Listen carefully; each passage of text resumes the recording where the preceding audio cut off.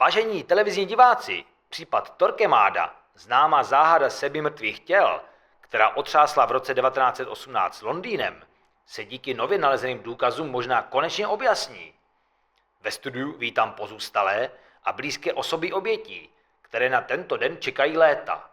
Pozvali jsme je, aby vyjádřili své pocity ohledně znovuotevření případu. Paní Floro, začněme u pravděpodobně nejprobíranější oběti, spisovatele George Greena. Jak na vás jako na služebnou působil? Víte, ten náš pan George, ten vám byl jako dost pracovitý člověk.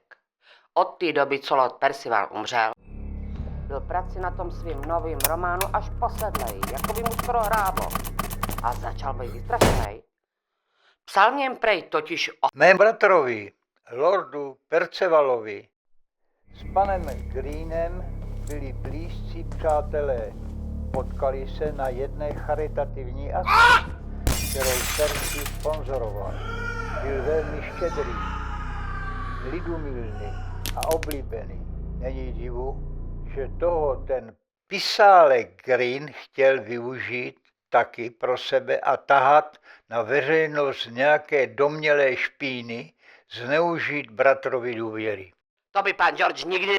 Děkujeme panu Alexandrovi za reakci. Co by nám ráda sdělila vdova po panu Paulu Thornhillovi, který se stal obětí otravy? Slečno May. Je pro mě i po letech pořád těžké o tom mluvit.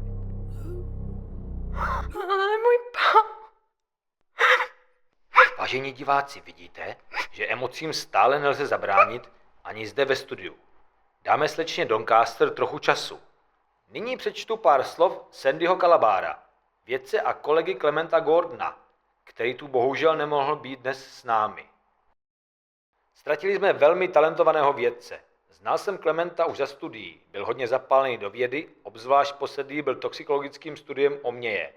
Říkal mi tehdy, že přišel na něco velkého, co by mohlo v budoucnu zachránit spoustu životů. Přece by si tu Gardení nedal jen tak za oko sám, když věděl, že je na ní alergický.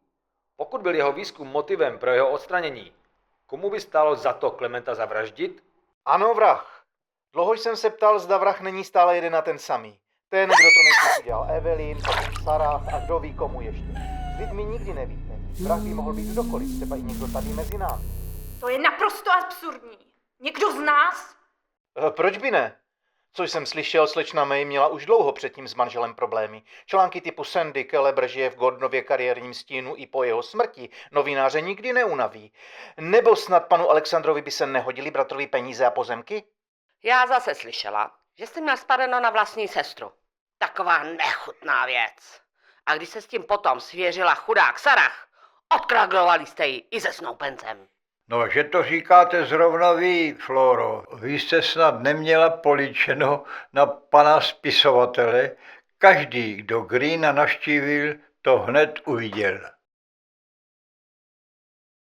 Já No, si na vy svoje tomu dědictví věříte? vydělala poctivým způsobem. Vážení diváci, vrátíme se k vám po krátké pauze, po které si povíme,